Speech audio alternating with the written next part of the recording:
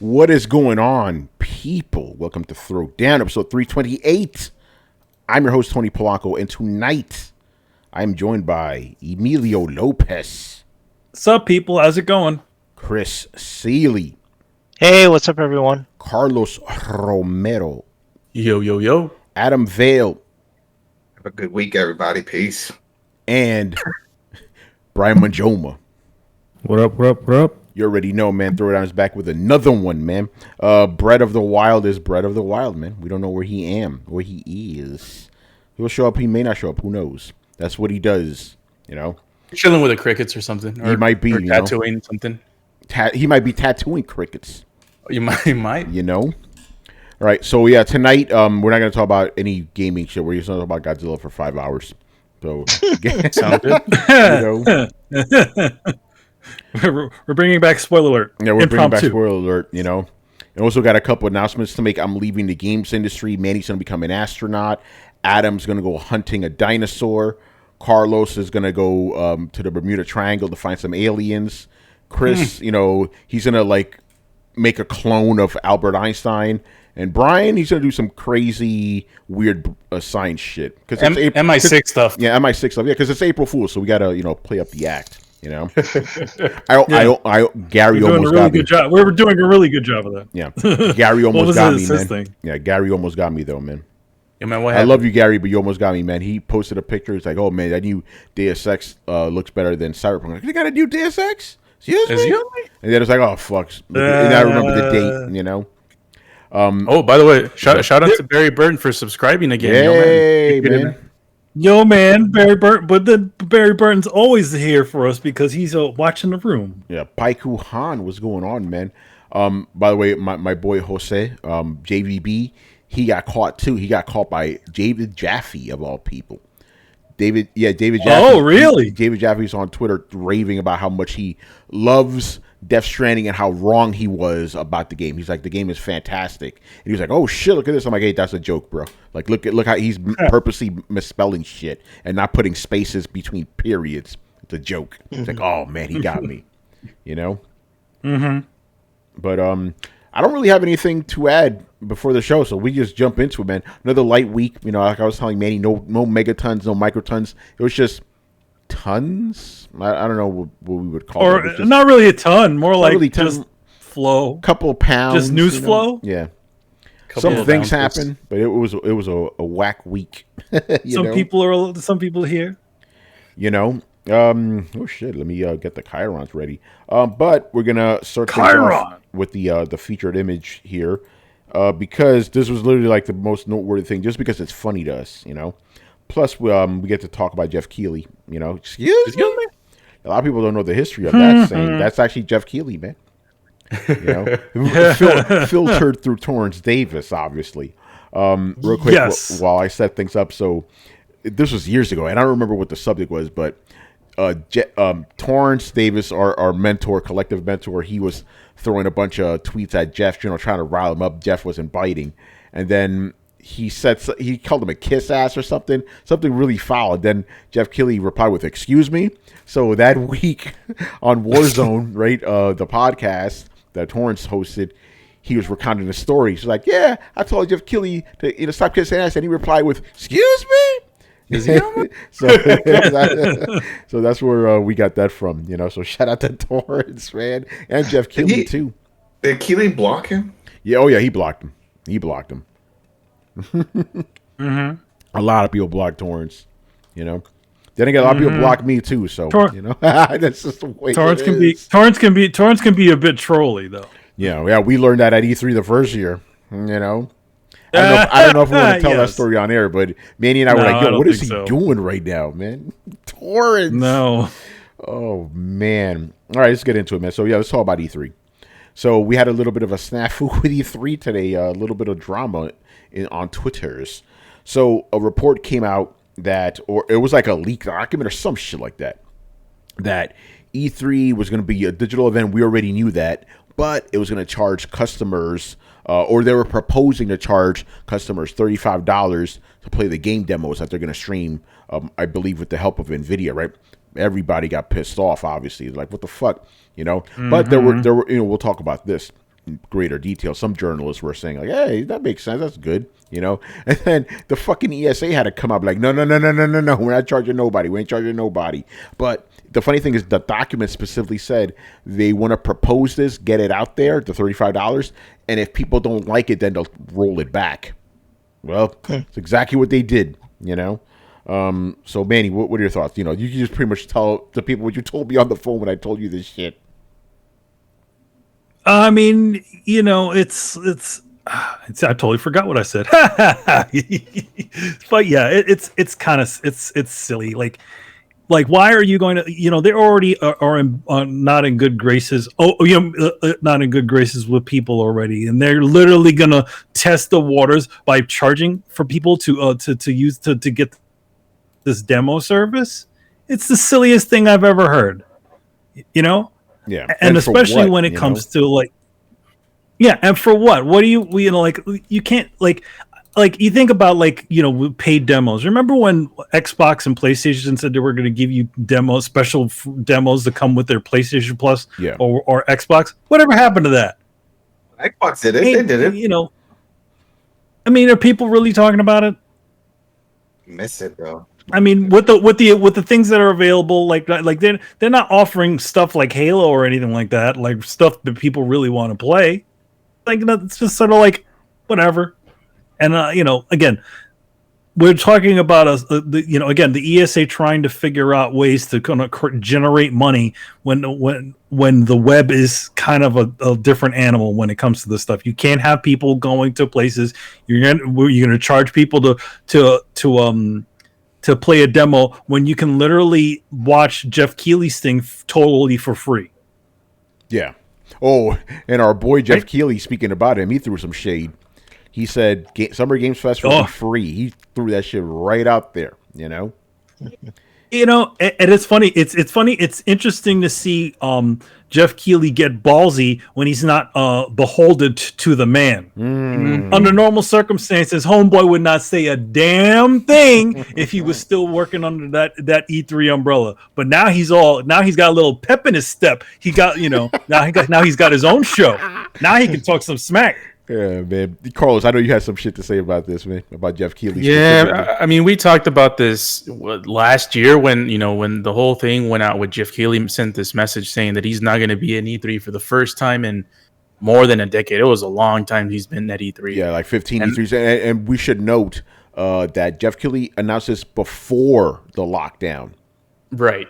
So this was post. This was pre maybe March, maybe February. Yeah, this was like late January. He made that statement, man. It was a good chunk of time.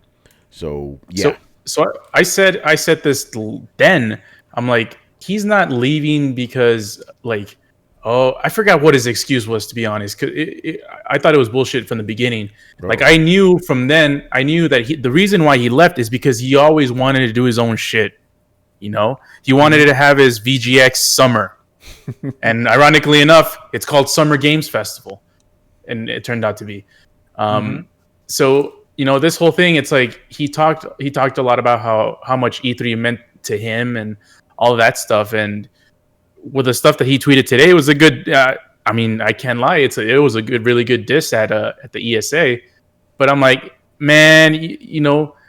This, like he's trying to do whatever he can, even if it's some petty shit to spring his stuff in, like to propel. It's like, Summer of Games is not gonna charge any money. Wink, wink. So popping his collar and shit, you know. Yeah, so you know he's never, in terms of integrity. Like I've never really taken Jeff Keighley that seriously. Like he's always like that type of grifter dude that he's just trying to make his own thing and make his name known in the industry and make as much money as he can, which is his prerogative. Good for him. But I think there's still salt between him and the ESA, because I don't know, maybe he wanted them to change the name from E3 to Jeff Keighley and E3 or something. I have no clue what the hell went those back doors, but something went sour, and now he's taking pot shots at them. So It is what it is, man. But he's got some pochinche, son. Yo, man, he's got that pochinche. You know, with some G-Smith going on in the background, man. You know, Chris, what's your take on this, man? You know, the whole proposal of charging people and then, you know, the subsequent, like, shutting down of it.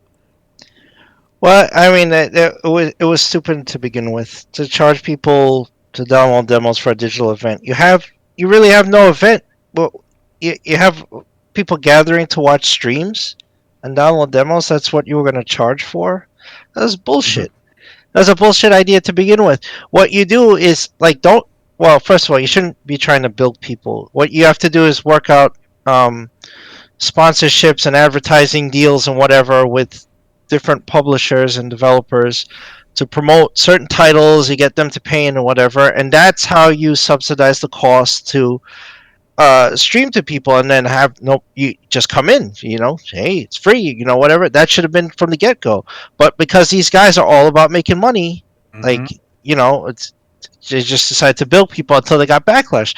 And of course, you got backlash. What the fuck do you think? You're not in a LA convention center with your whole spread and giant booths and demo stations. What the experience is gone. You can't charge people to sit at their computer, something they're doing already anyway. Yeah. The fuck is the point? Like, you have Nintendo Directs, you have State of Plays, we have Xbox events online. What do I need you for? I got paid $35 for the honor of, watching the ESA give me information. Fuck them. Yeah, the whole thing was just stupid, you know, because nobody else, is doing this shit, like charging money for what? Like, I know they're supposed to have like streaming demos. I don't think that's enough, man. You know. Well, I mean, again, it's like, they're trying to, I guess make some sort of deals to get streaming demos. But even then, you shouldn't be charging people for that either. Yeah. Again, get as many people on there, to advertise Coca-Cola, whatever. I mean, friggin' Keeley does the damn thing. I mean, you can't even sit 1 second without getting bombarded with like 10 ads for other video games. So come on, guys, get that ad space. Get as many as you can. And what Chris said is absolutely true. Like, the ESA is just as money hungry as everyone else is, and they're E3 as an event. For most people, E3 is not the show floor, is not like, all of that stuff that, Manny, Tony, Chris, all you guys have been there. Like, that part of the E3 is the part that means the most to the ESA, because that's where they get all their money. Like, they don't get money off of the excitement of the whole event. People, like I mentioned before, 99% of the rest of the world that loved E3 only experienced it as a digital event.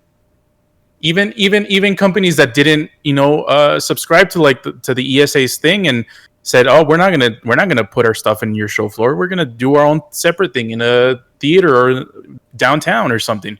So ESA doesn't really care about that stuff. All they care about is how can we make this money from that can replace the money that we were making back when we had the show floor and all these people paying all these ticket prices and food and all this other stuff, and the companies were paying for space to show their games there.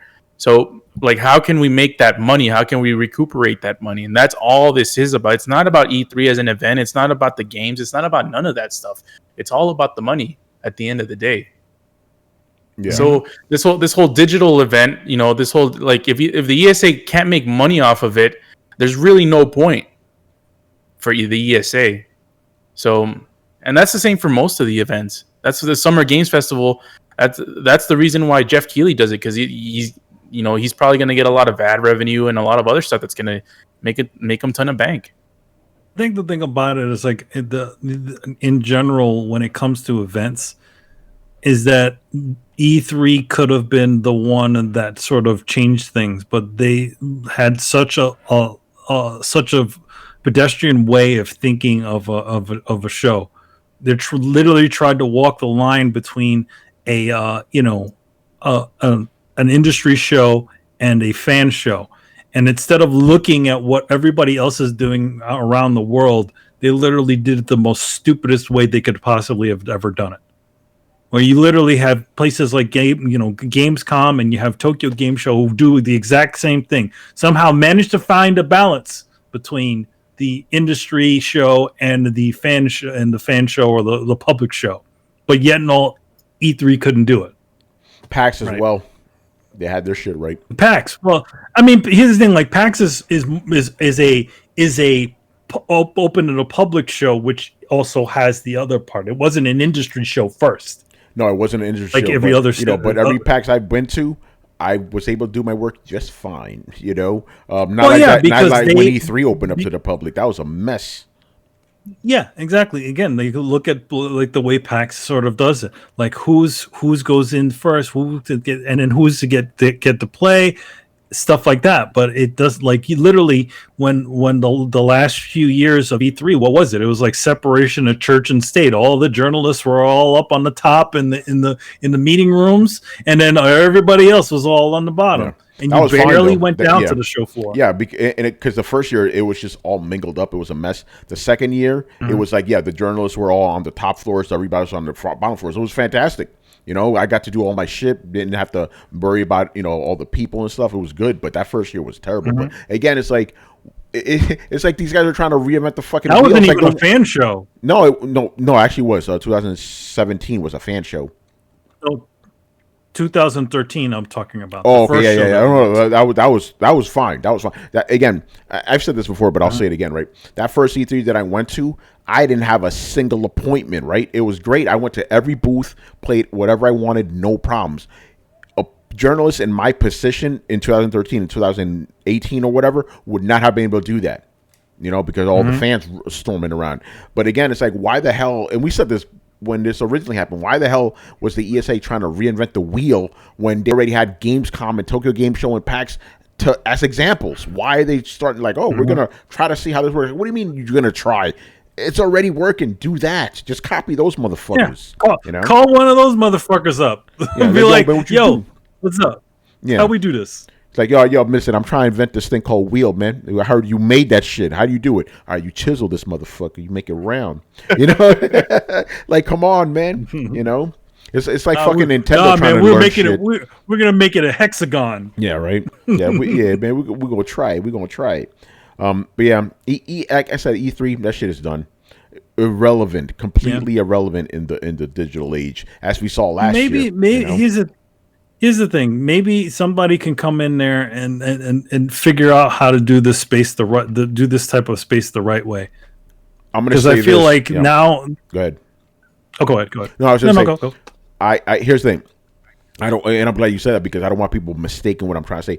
I'm not saying there shouldn't be a gaming event. There should be. I just think the ESA their time is done. Let somebody else do it and do it right. That's what I think should happen. I think as we learned last year, we had an entire month, or not a month, an entire season of gaming news, and it was so fucking exhausting.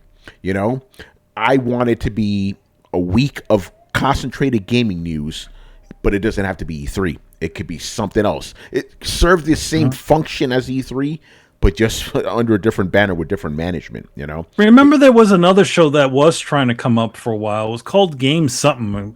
I can't remember what it was. It did like 1 or 2 years, and then it just sort of fell apart. Remember when E3 tried to do like an offshoot, like E3 for you? That shit didn't last, Oh, yeah. Some bullshit. Yeah, all their junk that they try to do on the outside. Yeah. That's how it is, man. Any last thoughts on this? Adam, you got anything to say? Nope. Let them go. Let them go. So we're done. It's everything has changed. It's one of those things. I was just talking about it with my daughter. She was at one of her friends' house and saying, "Oh, you know what? They have the what are these things? The discs." I was like, "Oh, DVDs. Yeah, they got a bunch of those. They use that. They don't just do all the digital stuff like us. What's up with that?" It's the way it is. Some people haven't moved on, and that's the same shit here. It's like they're trying to figure out and scramble ways to make money and come up with these shitty ideas, but sometimes you just got to accept that this is the progression. This is how things are going. Yeah. No, you're right about that. Adam, Adam, did you want to go to E3 last year? Last year I did want to go. Yeah, went to go with everybody because we were supposed to meet. To be on the list. Yeah. We're like 5 I'm not going to get banned this year. Yeah, I gotta get banned. Yeah, we had it planned out. It was gonna be me, Adam, Manny, Chris, and probably Carlos too. Meeting up there. But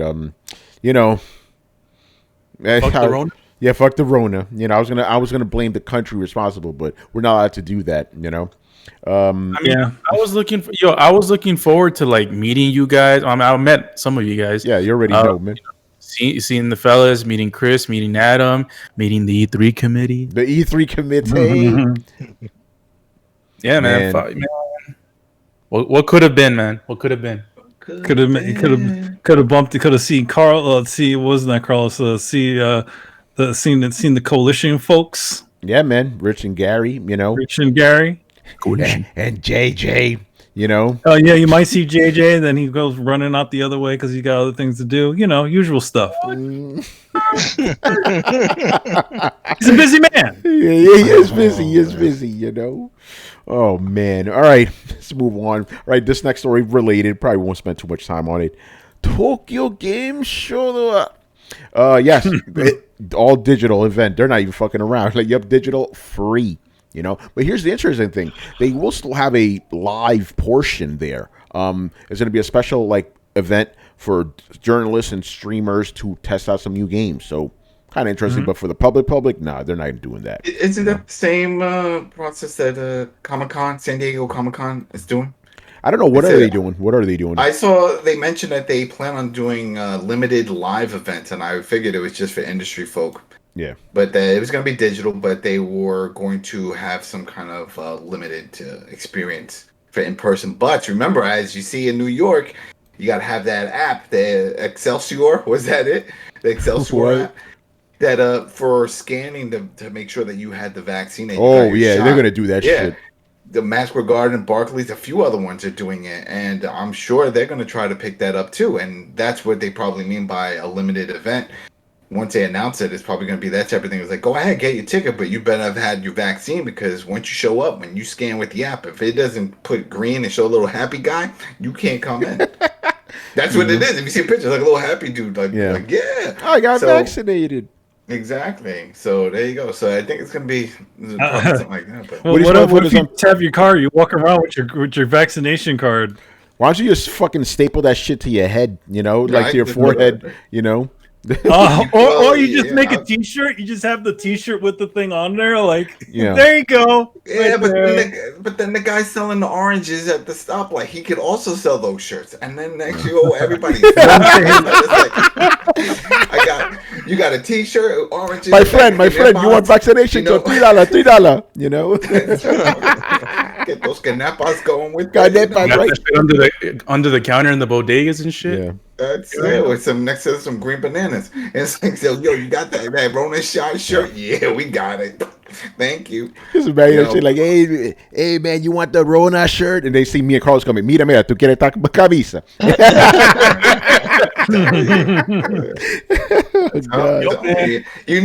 We laugh, but that's gonna be a thing. Somebody's gonna try to scam it and make up some you already know, man. Like, you gotta get your shit laminated to make sure it's the real thing. That was it. I think Spain started first with doing it with the airlines. Like, if you want to fly there, you have to do their app, and they have to verify. Even when you get off the plane, they scan you before you leave the airport. What the fuck? Yeah, so you could have been like, what if you caught it on the flight? It's like, I swear I was green when I got here, man. Go back. That's it. You were out. Send Julio back, man, to Madrid, son. Fuck that. No running with the Bulls this year for you. Go home. You're gonna test the Bulls too. They took the antibodies and shit. Crazy. I was like, how?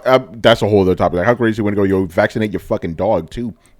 I don't know. I mean, it's what if it's okay? Yeah. With the app, right? Well, okay, you get over there, you turn red. Like, you go in green, then you come in red, right? But then, how do you get back? No. Like, you have to get back on the plane, or do you have to keep being quarantined in the place that you were in? Yeah. Well, I mean, it's not like that. They're not gonna. It's whatever the app already says. It's not gonna change. They'll do a temperature check or whatever. But that would be really crazy if all of a sudden you turn fucking burning hot, and then they're like, we gotta give you another test. How does even a temperature check work? Because it's like, You know, It looks man, like man, I was running here. Yeah, it looks like a speedometer. You know, they like because I've had that done to me and shit. No, but I'm saying, I mean, like, let's say you're running into the plane. I swear, man, like I sweat like a pig when I go through all that shit, right?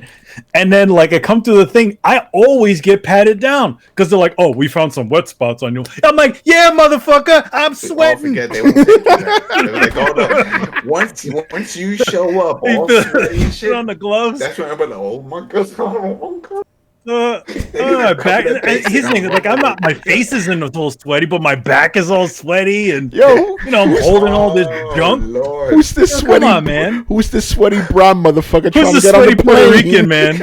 That dude is definitely This sweaty brown man wanted to get on the plane. What seat is he in? Can I be moved? I am not sitting next to this fool. I made it a whole year, and I'm not giving it up. Yo, imagine that shit. You get seated next to some dude who's breathing heavy as shit. You like, bruh, you better chill with that.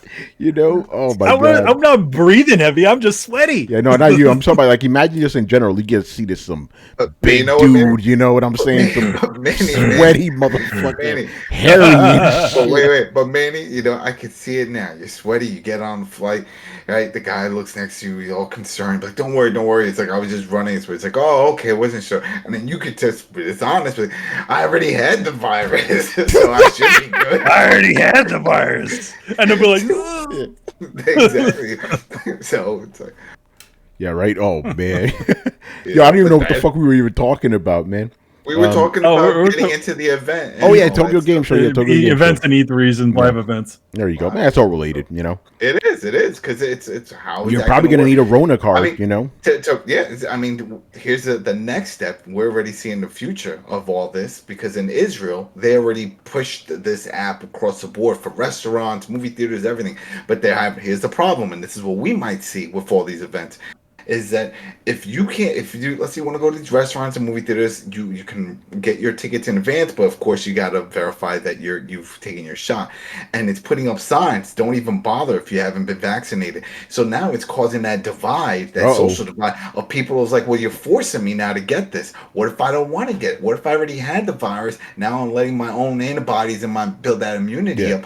I don't want your damn shot. Well, then you can never go to the movie theater here again. You could never go to this restaurant again. That's just what they're doing. They're building that divide. So we could see some fucked up shit like that start spawning off because, you know, people out here don't even want to wear a mask. God forbid you start telling them that they got to go get a shot and get an app for the shot. People are going to Man, that sounds like the making of a horror movie right there, you know? That's what's going on right now. I think that it was already a horror movie. Yeah, you didn't get vaccinated. You know? Yeah. Hey, this guy's infected. Let's beat him up. What? That doesn't make any sense. Get him. You know? He's infected. Wasn't that the Philadelphia when he Carl shows up? Carl shows up. He's infected. We're all infected. Carl, you beat Rick Grimes.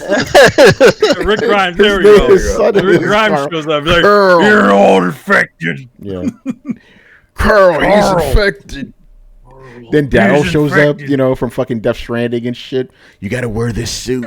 He's like, you got to put this suit on. Yeah, but it's definitely going to be interesting to see how all this plans out with these events. But, you know, we'll see. I think, but I'm curious about the San Diego. I mean, I don't know anyone that's out there in California. Anyone here? No one's here in California. No. You know, because I don't know anyone that's going to fly out there just to do one event. You know, it's like, oh, we're going to have this one meet and greet where, what's the dude from Superman that always shows up at all these events? You know what I'm talking about. The guy, was it Lois and Clark? That dude. Dean Cain, right? He shows up at every. Dean Cain. The one Superman no one likes anymore. Yeah. They used to like him. Yo, man, how you gonna hate on the only Japanese Superman? Just saying. Almost every damn fucking Comic-Con I've been to, even the one out in the Midwest, and I'm looking at the sheet of all the, you know, the special guests. I'm like, dude, D. Cain, he's here too. The fucking dude. He'll go anywhere. He is milking that Superman. Well, he kind of just sort of fell off. You know, like I think he's like police or something. Like he's a cop or something. Like he's totally given up on acting. Well, he can't get a job anymore. You know, that was it for him. I don't know him from anything else. Yeah. What else did he do? Other than Now he did some other stuff. other than being in a different world. Yeah, he came back on Supergirl. He was playing her father. You know, Oh, because Supergirl did that. They always kept bringing back the older Superman actors. Anyway, Tokyo Game Show. There you go. Let's move on to the next. Wait, before you go, what's up? do we know if PAX East and West, are they doing any live? Yeah, stuff, or digital. It's all digital. Yeah, PAX is doing digital show this year. digital. Digital. As a matter of fact, yeah, PAX East will be replaced with PAX Online when it takes place in July. So there you go. Well, you know what? That'll be still fun. And do some interviews that way. I'm sure I could. Well, like, Oh yeah. But like, I just think like I don't know about the one thing about digital events, like, you know, at least for you know, press events aside, right? Yeah. You got to put that on. Well, so but- to interject real quick, it's related. Well, no, not related. Actually, it's off topic. But I got the Rona shot today, right? Yeah. Got the Pfizer. Mhm. Always bragging. Look at this dude. Yo, man, where's that card, man? Where's the sticker? I don't believe you. see your app. I don't see you on social media showing off your sticker. I got the shot. I'll get the card from Jose in a couple of weeks. Don't worry. Yeah.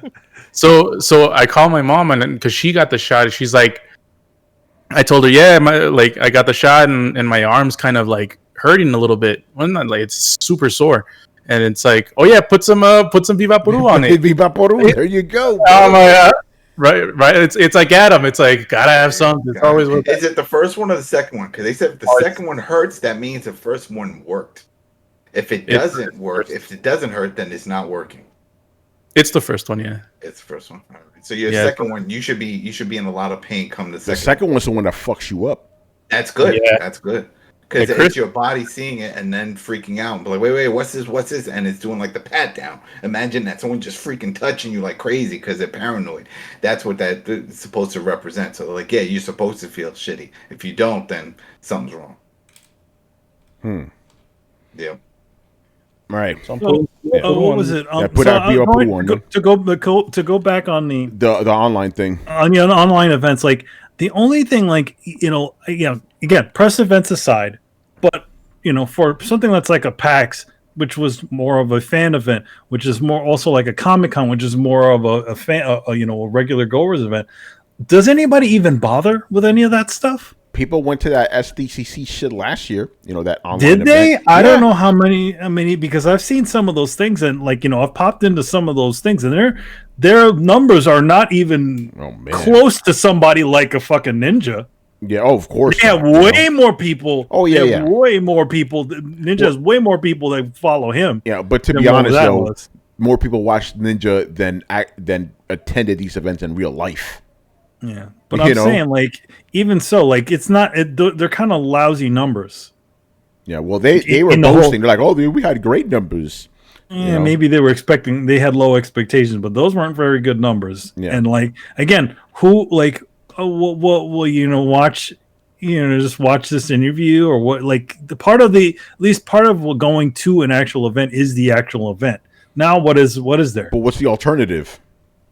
That is the alternative. You can't. That is the alternative. Yeah. You can't really go anywhere. Yeah. But I'm like, to be honest, it's like I have absolutely, like, what interests I have, and a lot of I don't have any interest in watching somebody, some YouTube video about that. It's like, okay, whatever. Yeah. Yeah. There's Brett. Who that? All right, just in time so you can shit on CD Projekt Red. Oh. All right, so speaking about Brian's favorite company, so CD Projekt Red announced that starting in 2022, they're going to start developing the next Witcher and Cyberpunk games. So there's going to be another Cyberpunk? Yeah, they said they're starting. I was surprised by that. I'm like, okay. So yeah. So Brett, what do you think about that, man? Since you popped up. Congratulations on not going bankrupt. Thumbs up. Oh shit. I can't believe. Honestly, my reaction is you have the audacity to talk about Cyberpunk 2 now. You haven't finished the first one. Yeah, they have not. But Manny and I were talking about this. This is really telling the investors what they have going. Let's just be real here. You know. Yeah, it's literally that's information that's not for us. That's more for the investors to be like, hey, we're still making things. But at the same time, it just the forward-facing part of it is just like, come on, guys, really? Do we really care at this point? Do we really care if there's going to be a Witcher 5 or a new Cyberpunk game? No, we want to hear is that we fixed all the shit that was broken on this thing, and now it's an actual working game. And hey, look, it just appeared on the PlayStation's 4 store. Is it there? No, it's not. Their game isn't even allowed to be for sale on Sony, and they're talking about it. Like, even as an investor, that would worry me. I'd be like, wow, that is really poor planning. You're still getting all of this negative press from how bad your game is. You need to come back, and you need to work on your fundamentals and build your core audience again. Build your diehards, and they'll evangelize you against the rest of the people, which will help save your reputation and brand. You need to work on pleasing your customers right now. Because believe it or not, what people talk about to each other and on things like this podcast sometimes matter, right?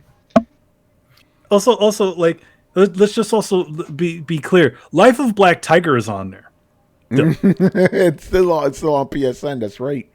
And that game is broken beyond compare, and yet that game didn't get pulled off. That's because nobody was buying it, and they didn't have a giant red flag on it like it wasn't overhyped, you know. Yeah. Who would invest in this right now? Like, I'm curious to hear Chris's thoughts because this even sounds like just a bad, straightforward business. Like, if I were looking at maybe like being like buying the dip on CD Projekt Red, right? Like, I was like, okay, well, the company's not doing so well. Now's a chance to get their stock super cheap because they're going to bounce back because fans love them and all that stuff. That would be one thing. But that's to be told that you're like. Even as an investor, like, hey, come buy stocks. We're working on the sequel. Like, well, didn't you not finish the first one yet? Oh, no, it's not done. Well, aren't people still mad at you? Oh, yeah, real pissed. Aren't you not even allowed to be on sale on Sony yet? Oh, yeah, they took us off totally. Why the fuck? All the negatives, man. Think of the positives. We just said we're gonna make some new shit. That should be enough. Right? It wasn't an April Fool's, right, the Tony? No, this was from earlier this week that this came out. Okay. Yeah, this report is from I want to say Tuesday. It came out on Tuesday, so before April Fool's. Well, we saw that one. It was a developer that talked about the patch, the big one that came out, and then they were asked, it was like, well, when are you going to be back on the Sony store? And he's like, that's not up to us. It's up to Sony. Yeah, it's not up to them. Yeah. They said it's up to them. They said that they see the patches as well, so it's all depends. They're like, one day it could be there. That's it, but they have no control over that. So, like, shit. So also, something that happened was also the CD Projekt Red went and bought a new studio. Yeah. Oh, the Canadian studio? Yeah, bought that Canadian studio. Interesting. So, I severely hope that they're not going to be rolling off some part of it to someone else so they can work on something else. It totally feels like somebody like we need to bring in some outside help to help us get this fix this thing. Yeah, and so why don't we just acquire some outside help? They're like we're bleeding developers. Where are they all going? Let's get another studio. Yeah. Well, everybody that knew what was going on left. Somebody buy a studio. Yeah, yeah, a non-partisan, unbiased studio. Oh yeah, everything was fine. Nobody was unhappy. Yeah, so right here. Yeah, go ahead. I was going to say that they could just use that as their excuse. It was like, wait, didn't you hear? We just a new studio, all new people. They're going to fix everything. They're going to fix it. It's going to be butters. It'd be great. But yeah, they were just talking about how they're ready. They're also getting ready to upgrade their engine. Oh. By the way, they didn't say that that it's going to be Witcher 4 or Cyberpunk 2. They said the next installments in those franchises, they're going to start working on them simultaneously, and they're going to share development between both of them. So yeah. That sounds like a bad idea. Yeah, it's like focus on one game first, bro. Yeah, you guys. It's like we saw how the one game focus turned out. You know, maybe better. So they literally hired this company to take on either one of those franchises. I don't know about that. This report here doesn't mention that company. But you said something about sharing or something. Yeah, like they're that. gonna, What is that? the developers that are working inside of CD Projekt Red are gonna be going back and forth between the games. You know. Oh, come on, that is Translation: horrible. These people can come in and help fix the Cyberpunk team. That is Well, the worst idea. again, this specific thing doesn't mention that other studio. That is a Right, horrible this is- idea. Yeah, this is what I think they're doing. So, like Manny said, they buy this Canadian studio. They're going to dump off Cyberpunk 2077 on these guys. They're going to be like, here's the bug report, here's the patches we're working on, here's everything, here's the assets, fix it, right? And they go forward. They do a split focus between the next Witcher, whatever that is, and then I don't. It seems like a bad idea. Don't do another Cyberpunk game yet, since you are now having to still fix the first one. I would say, hey, let that settle and just work on Witcher. Like, it should be a single focus, and and if you wanted to dabble or do a spin-off thing, like do something like Gwent that's small, that you could just throw out easily, and Did that work out? really hard to. People play that? I mean, it made money. People like that part of Witcher. There were people who were just playing Witcher 3 just to play Gwent, so they just spun it off into its own thing. Card games are popular, but it seems to be a really bad idea that you're going to do an A/B split with your developers and have them, because how do you focus on one thing? If I had to do modeling for Witcher doesn't look anything like Cyberpunk. So then it's like, all right, after this quarter, you jump on working on the city models. What the fuck? Like that? It's weird. I don't get that logic. And it seems to me that they're trying to appear like Cyberpunk didn't phase them, even though we know that it did. And we know there's lawsuits. We know there's the whole backlash. Sony won't even carry the game. So you can't just go, oh, we're still moving forward. We're going to have all this stuff. You don't have the trust. Just saying that maybe makes a couple of investors happy that it's like, oh, okay, they're still moving forward with development and stuff. Who's going to buy it? Who's going to trust? Who's going to pre-order? Who's going to get your numbers up the next time you try to pull shenanigans to get your quarterly numbers to look good? Nobody. Shenanigans. Yeah. Mm-hmm. Yeah. All right. Any other thoughts on this, Brian? What do you have to say, man?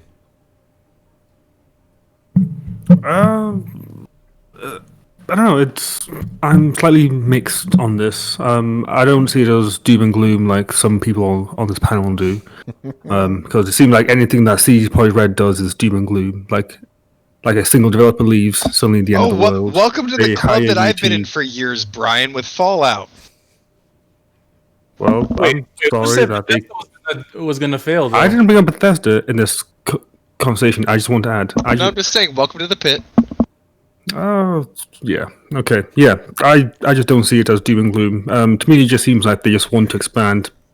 I'm guessing they have lots of projects on the go and just need more hands on deck. So if I were to have a best guess as to what's going on, I would guess that there's already the CD Projekt Red guys that are dealing with the Cyberpunk.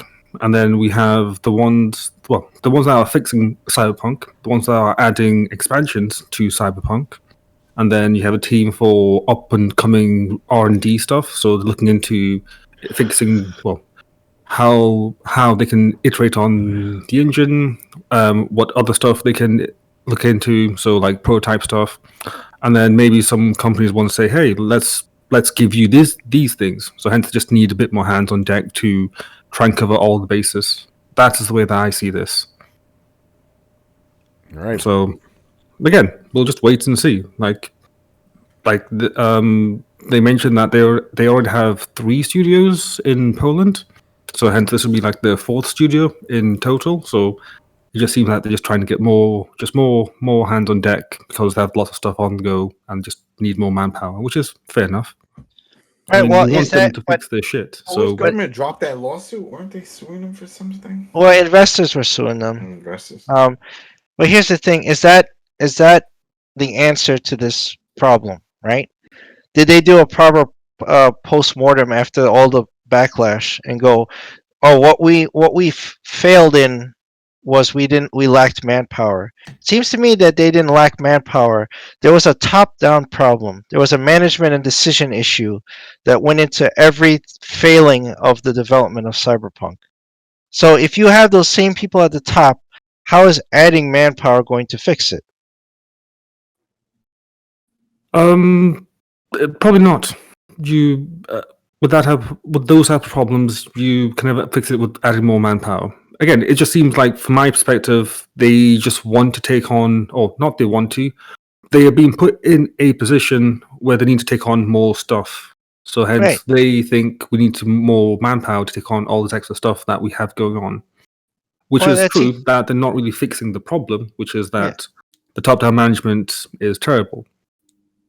Yeah, I mean, it seems to me like this is the old fallacy. It's like, well, if you get 9 women pregnant, you get a baby in a month. That's not how this works. But they're approaching it like that. Like, if we just throw people at this issue. No, that's not the thing, and that also extends things. If I add 40 guys to a development cycle, well, guess what? Those 40 guys need training. They need to be brought up to speed. They need to be onboarded. They need all this stuff. So I just extended my development time from 1 year to and I added 3 months for training and onboarding and all this stuff. It doesn't help. And then as you scale up, that problem grows. So I don't see how this fixes the issue, especially since seeing how everything played out. That wasn't the problem to begin with. The problem wasn't manpower. So adding manpower, it's the wrong solution to the issue. All right, move on. Another story by CD Projekt Red, baby. Another one. This one. Sorry, I went on mute. Oh, Just go real ahead, quick. Brett. Go ahead. Say your thing. I man. think Do your thing. I think you guys are basically saying the same thing, and I think everybody's actually in agreement. Just that CD Projekt Red now has a bigger workload between fixing its game. There's no software to put it. Fixing its game and developing new game. That's more of a workload than they were expecting. So they had to bring on new people, not just to supplement their losses, but to help them cover the larger workload. That's the core of what I think you're both saying, actually. That sound about right? What do you guys say, Brian, Chris? Well, I mean, I'm not doom and gloom. I'm just saying that the failings of Cyberpunk looked like it was mismanaged. The project was completely mismanaged. There's too many expectations. There was unreasonable delivery dates and all that stuff. So that's where the failing was. So to me, adding manpower seems like the wrong issue. What's Brett's saying, it's like, oh, they have a bigger workload. They're making a bigger workload. They're not fixing the issue. They're just adding manpower to say, okay, well, we'll just have more people, so that, and then we'll just do 2 projects simultaneously while fixing the initial game. No, the focus should be fixing the initial game. The initial game already has bad juju all over it, right? It has bad press. Sony, it's the only game to ever be removed from the PlayStation Store. You have to get past those hurdles and start to earn people's trust back. Didn't you say that they're just going to turf it out to that studio? So then the question doesn't necessarily become. That's my theory. I don't know that for certain. That's my theory. I know.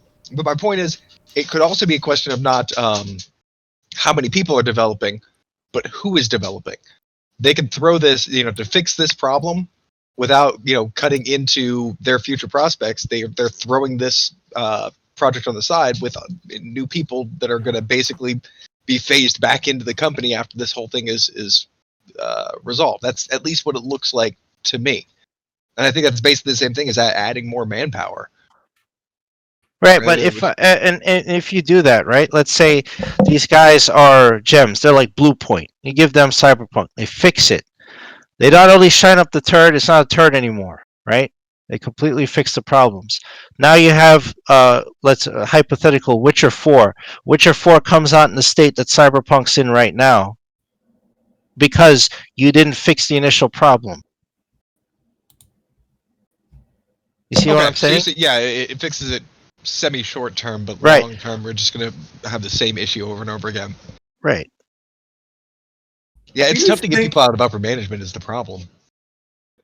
Do you think when the game eventually shows up on PlayStation, PSN, you think it's going to be full price when that happens? Who knows? That's a Yeah, good question. So I don't think it's a great question. You know, I don't know. because at some point you would think, like we've seen this with certain games when they're like, we got to lower some expectations, and they'll put it at a sale for like a week or two.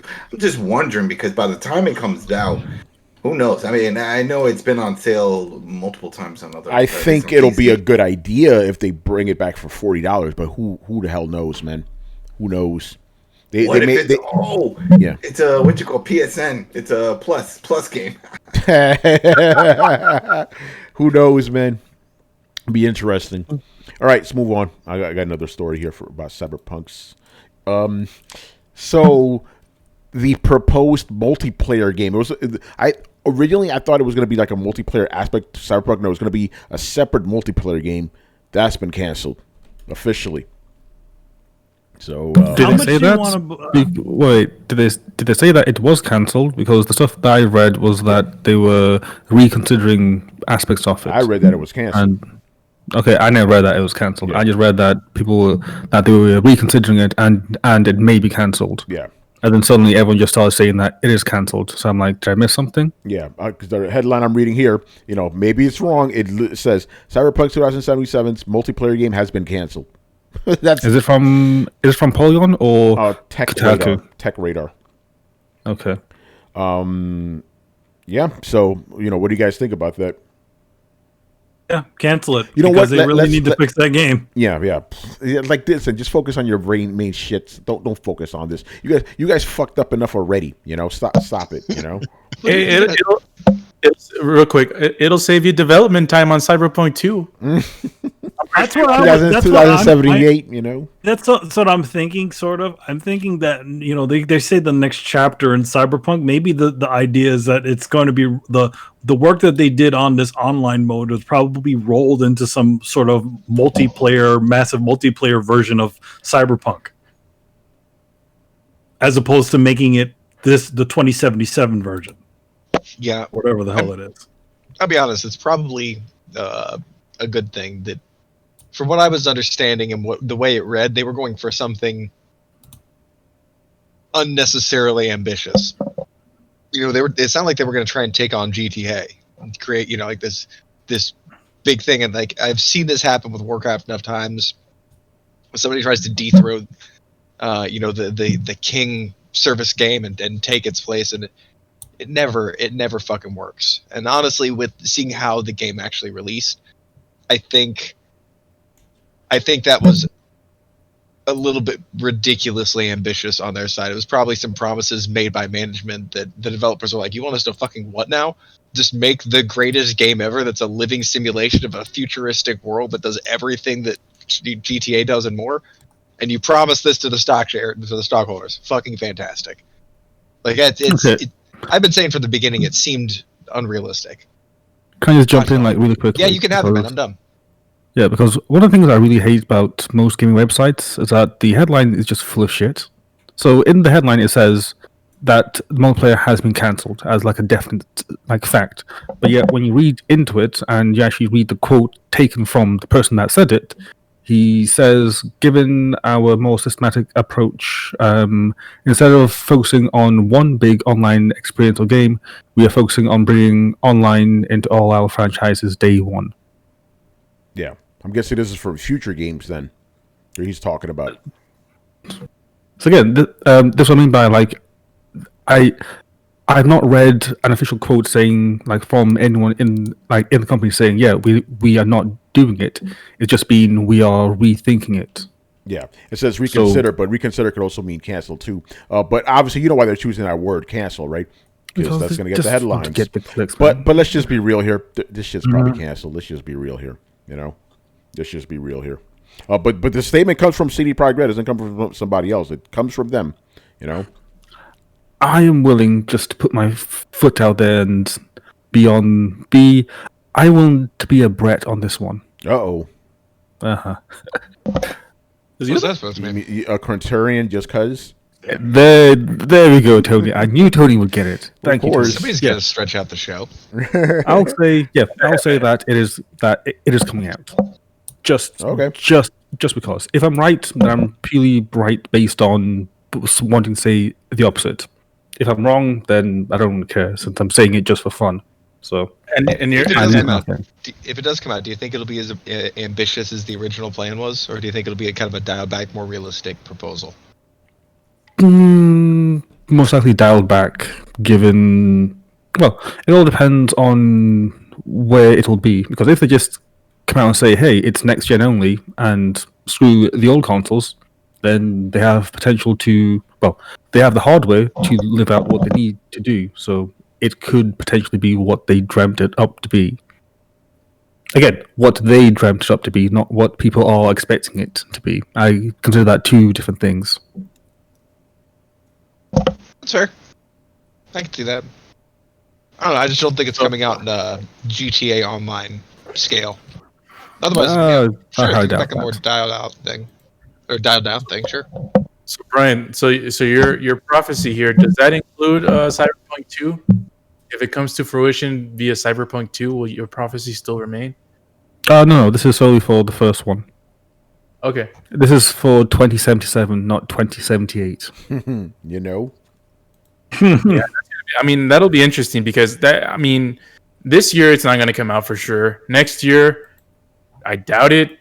The year after, maybe. So it's like, at what point do they just move on to their big hitter? You know, The Witcher is going to be their next game. I think that's kind of guaranteed now.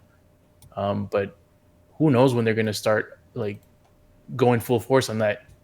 And if they do, it's like, why mess with Cyberpunk multiplayer? What the hell is that going to do for you if you're going to put all your eggs into the Witcher basket? Which is going to be, if they don't fuck up the Witcher, it's going to be a hit. Well, maybe the idea is that they can have a online portion of the game that gives a continual revenue stream, kind of like how pretty much every online game does these days, where just it trickles in the cash rather than one big drop at the start and then it dries up slowly. Yeah, I mean, the revenue part does fit. The development part is the part that kind of makes it a little bit more muddy to foresee, but we'll see about that. We'll see about that. But yeah, I'm just like, fix your shit first, bro. That's all I'm saying. Fix your shit. Yeah. How amazing would that be? How amazing would that online be? You know, especially with falling through the world and all the other wonderful glitches that happen in that game. Now couple that with being online. No, man. Not everyone will get to see it. I give CD Projekt Red respect for trying to shoot to the moon, but they couldn't reach it. They just couldn't do it, you know? Sad. It's crazy, man. You know, it was jarring when I played GTA 5 with Chris and Carlos, like shortly after playing Cyberpunk, right?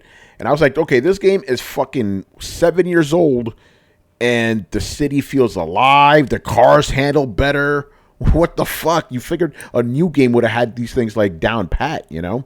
Very interesting. I was like, well, like obviously the graphics dated, but it's like, yo, this feels like Cyberpunk, like it's sometimes you're like, yo, where's the people? Like there's nobody out here. GTA, you always feel like, you know, you're around society and shit. I don't know. This is weird. How an old ass game, you know, does that shit better. Kind of like how the graphics in the old Mass Effect games look better than Andromeda, you know? Oh, You gotta throw that dig in there, man. Fuck Andromeda. All right. yo, man, you digging? Yeah. All right. Last story of the night here. Told you it's a slow week, people. All right. Ninja Gaiden 1 and 2 source code has been lost, or to be more accurate, unsalvageable. For you guys who don't know, they they have a new Ninja Gaiden collection that's like a remastered version, and people are wondering where the fuck is Ninja Gaiden Black? 1 and 2 Black. Apparently, they couldn't salvage the source code. That's why you got Sigma instead. I don't know the differences between these. I always know is some people think Black is better, but can't play them unless you're playing them backwards compatible on Xbox. You ain't playing them games, which is kind of crazy. So, and this goes back to something we talked about even last week, where it's like some of these Japanese studios, they're just not careful with this stuff. No, man, you have more insight into this about how. Yeah, some of this there's stuff not gets a lost. lot like how many studios have you heard the same story from, right? You saw it with Sega Panzer Dragoon. with Panzer Dragoon. You saw it with Square Enix that said like for Kingdom Hearts they literally had to pretty much remake the whole game over again. Man, because of all the The same thing for. Was that? I think it's Silent Hill 2 or something. Oh yeah, Silent Hill 2, and the only reason and the crappy part of it was a company that wasn't familiar with it, so they're literally also doing a remaster while also fixing the game. man. These it seems like a common issue with quite a bit of Japanese studios where they don't seem to have their access to their source code, or whoever was working there doesn't even remember where they put it.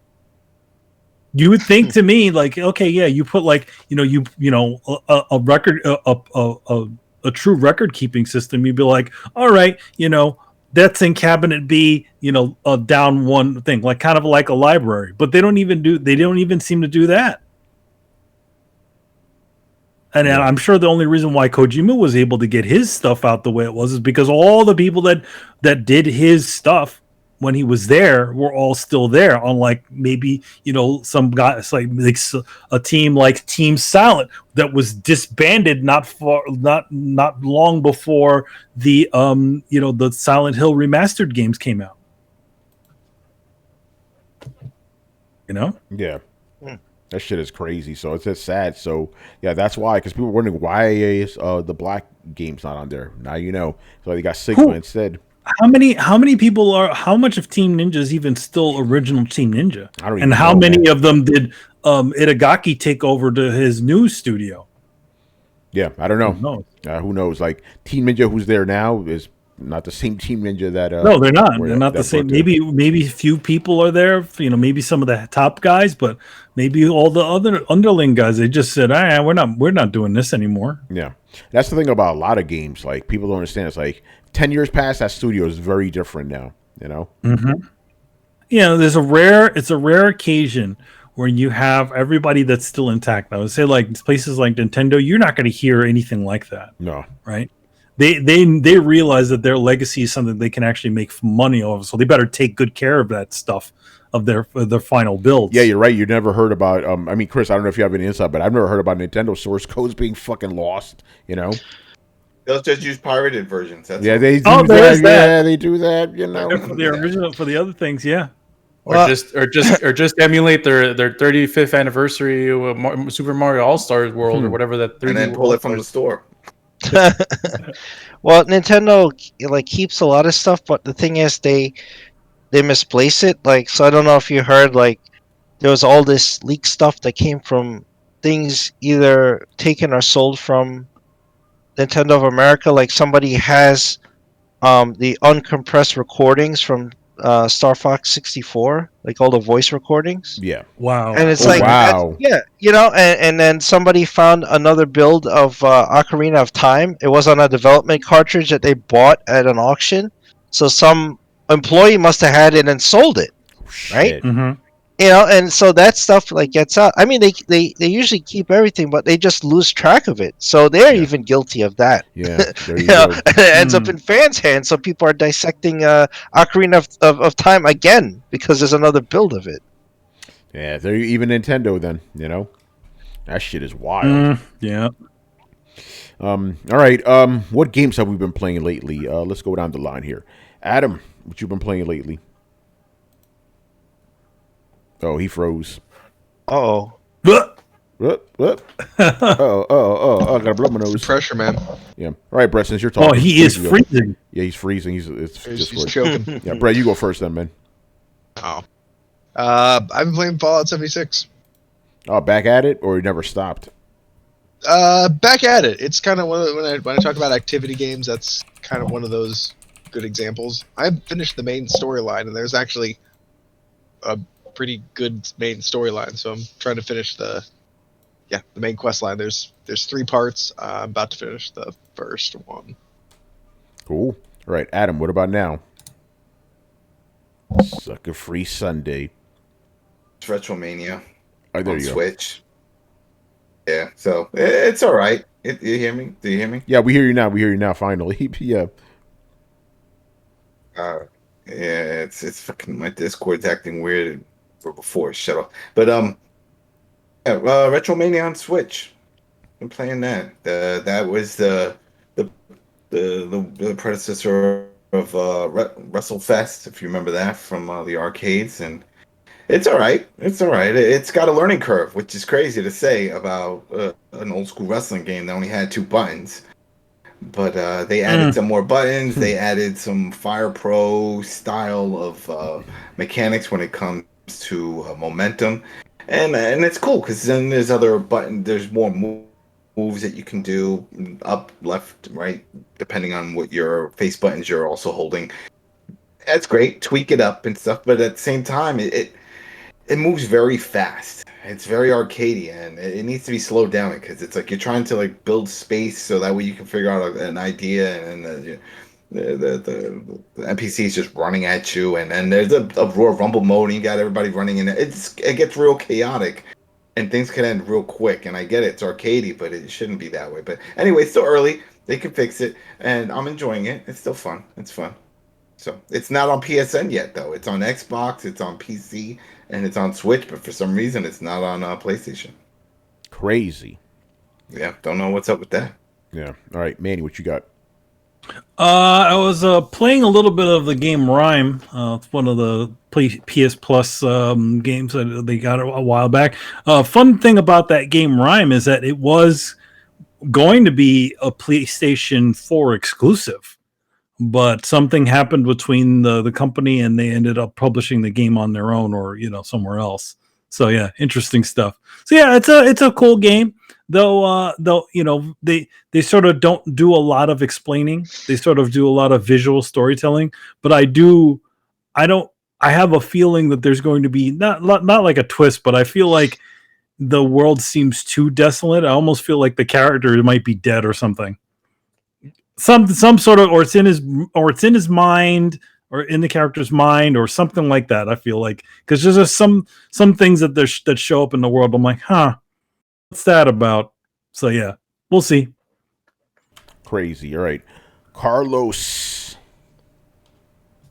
Well, this is gonna be a fast one. I haven't played anything.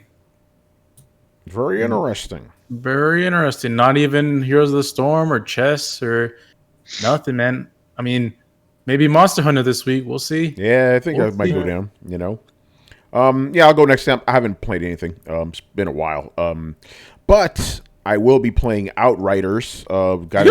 Yep, I got a review code, so I will be getting it to you guys next week. Here's the funny thing, right?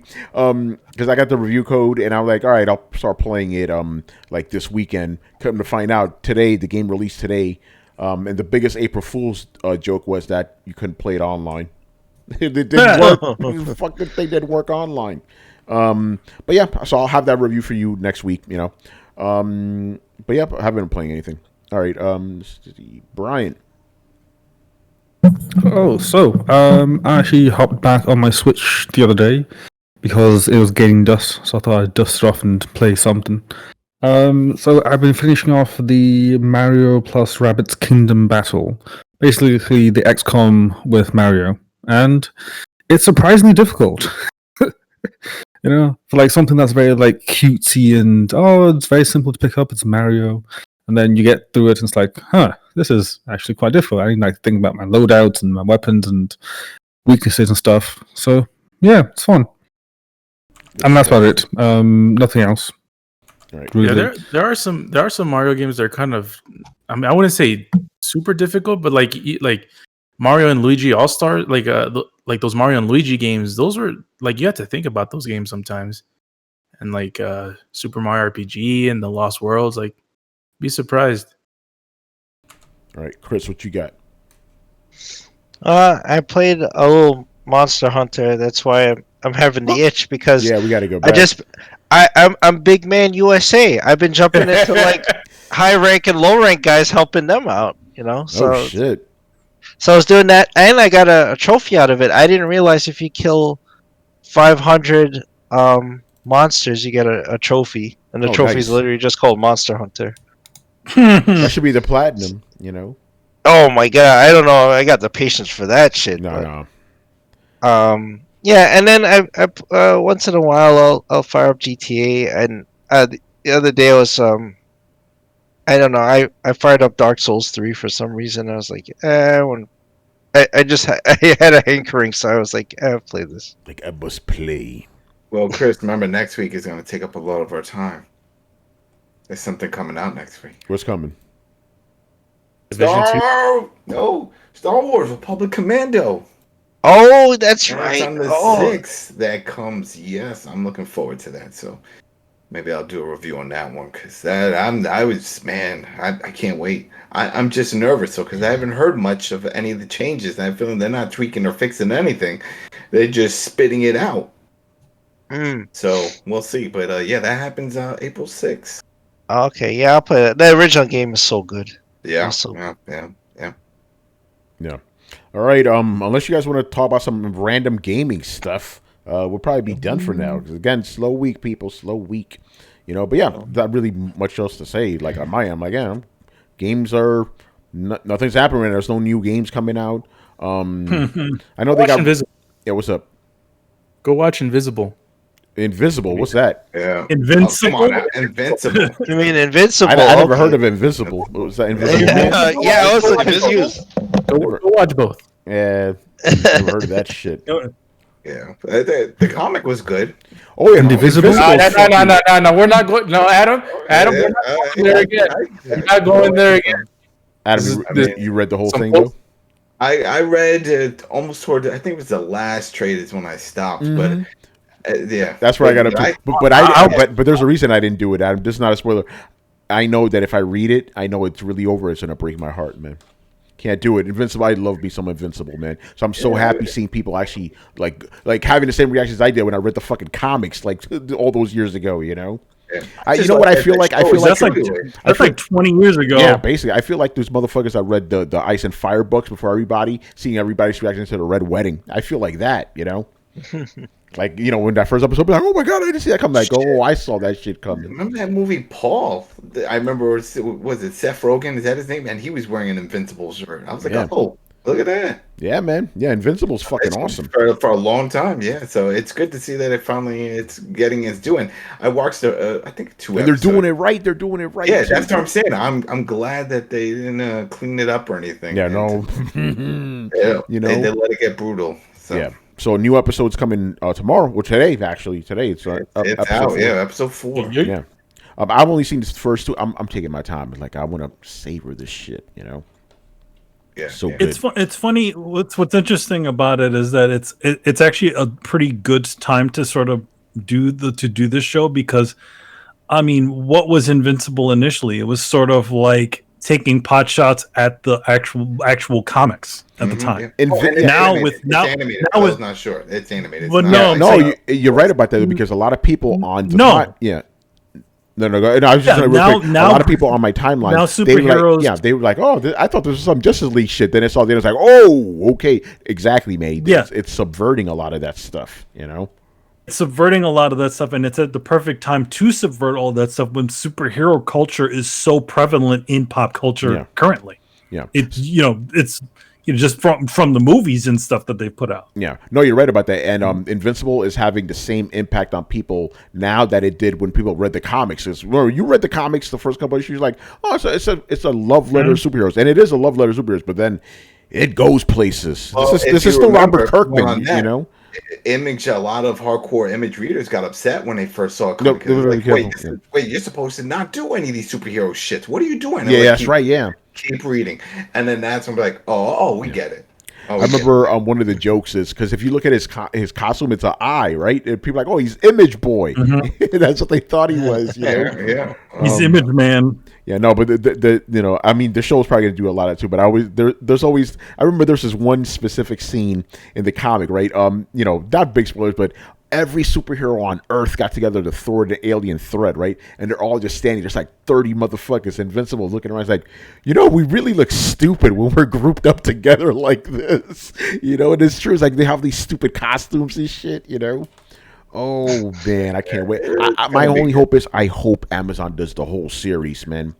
Like against, we don't know ratings. I don't know. Yeah, ratings. We don't know. I don't know how ratings work with digital shows, but I hope they do the whole series. Don't cut nothing. Like do it right, Because so far they're doing fantastic, Why the Last Man? I'm hoping they make that. That got picked up. I forgot who it is. Somebody fucking owns it. That should be a which one? Why the Last Man?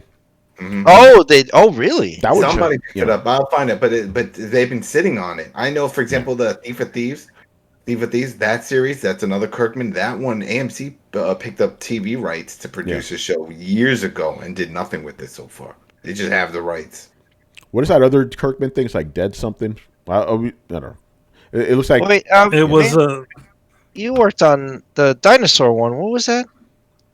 The robot dinosaur. I know I've worked on the dinosaur. Oh, okay. No. What was the kid with the robot dinosaur? That was a Kirkman one. Super Dinosaur. He did that. Yeah. I never worked on Super Dinosaur. Didn't Kirkman do Tech Jacket? Yeah. Oh, Kirkman, yeah. That's the one. That's the one I worked on. Didn't Kirkman also do like a werewolf thing? I remember. Oh, Astonishing Wolfman. Astonishing Wolfman. Astonishing Wolfman. Yeah. And then the one that was on was it Showtime that got canceled? Showtime. Outcast or Last. I have the fucking Outcast or Last. Outcast. Yeah, Outcast. That's the one I was thinking about, Adam. That's the one I was thinking about. That one. It started off strong, but then it just, in the comic itself, it all fizzled out, and they got picked up real quick to TV. I mean, I think it was only like 6-7 episodes in, and next thing it was on TV. Damn, or issues. That's crazy. There wasn't even a lot of comics around. I think they were like issue 2 or something like that, and they're like, "Oh, we got optioned." Yeah, but I feel like a lot of that is because of the Walking Dead stuff. People were scrambling to get whatever Kirkman was pulling out, so they're like, "Oh man, he's doing a new comic." Yeah, so again, they're like, the actor, I forgot his name, the guy who plays Data from TNG, he was there. Oh, Brent Spiner? Yeah, he was there as Satan. I was like, shit. See him working again. It was cool.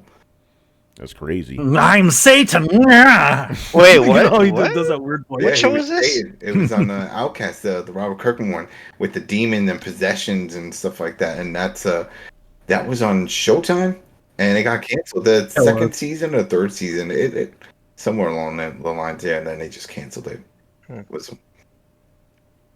All right, man. I guess we are done here. So, Manny, do you have anything to plug, sir? I got the usual stuff. What is it? Darkest Night Death Metal, which is coming out really soon. Again, I keep saying it's coming out the 10th. It's the graphic novel version of it. It has stuff that collects all the different death metal, crossover stuff that happened pretty recently at DC. I got a new one that I can't really talk about that I'm working on right now. As always, excellence is real. So, the issue 11 is coming.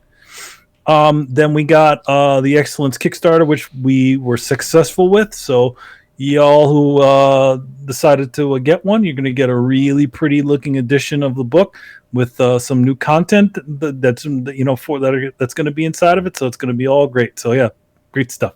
Thanks. Adam, what you got? Tomorrow we will post the big one for another episode of I Am Negan, because this one's all about Negan. It's his backstory. We waited forever for this, and this is it. We're finally getting it, and hopefully it's good. So what? So was this something that was adapted from the comic? No. There's a whole new origin. Pieces. Yeah, they're doing their own little thing. They're just spilling off a little more that we did not know from the comic, which is cool because it's a whole other chapter, and this is what a lot of fans of the series want to see. When we heard stories of spin-offs, I was like, do a Negan spin-off, because toward the end, and that's a whole other thing from the end of the show, but we'll talk about it next time. But anyway, this is it. So next episode of I Am Negan, we will be talking spoilers. So watch it, or if you don't give a shit about watching it, go ahead and just listen. We'll talk about it and spoil it for you. So I Am Negan on Spotify, YouTube, the Coalition. Thanks again. We have been getting a lot of subs, especially on Spotify, which is always surprising when I see that number come up. And it's cool because, as you know, we can't see comments or anything on there. You know, no one can do anything. So it's just funny just to see like bing bing. I was like, okay, well that's great, but you can't really do it. Like you can do that on iTunes. We're also on iTunes, but anyway, it's cool. I am Negan. Go check it out. Cool. All right. Just a quick heads up. I will not be on the latest episode of Falcon and the Winter Soldier, the spoiler show over on the Coalition. And some of us, I was originally going to be there. We don't know what's happening. But some of us on Throwdown will also be doing the Godzilla spoiler alert over there. I believe it's Chris and Carlos going to be on that one. I'll try to be there if I can. Family decided we're going to come over this weekend. Like, bruh. You know, so we'll see what happens, but be on the lookout for that stuff, man. Godzilla, you already see my rant tweets on or hype tweets on Twitter. You know, love that fucking movie. You know, just don't go into that movie expecting human drama, bro. Like humans are just there for one thing, just to get the monsters to where they need to be to fight. You know, and it is glorious. You know. By the way, my boy won, but I'm not saying who. I'll leave it at that. You know, technically on a technicality. Daedra. On a technicality, bro. All right, man, we're done here. So thank you all for hanging out with us on Throwdown. You already know.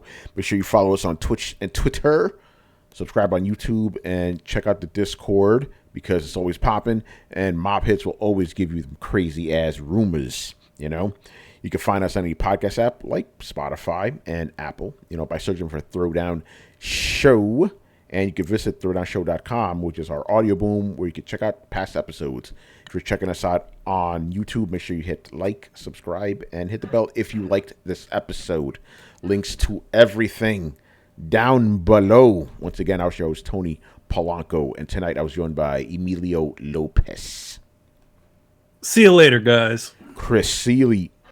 Hey, take care, everyone. Carlos Romero. Peace out. Brett Murdoch. It's been a pleasure. Adam Vale.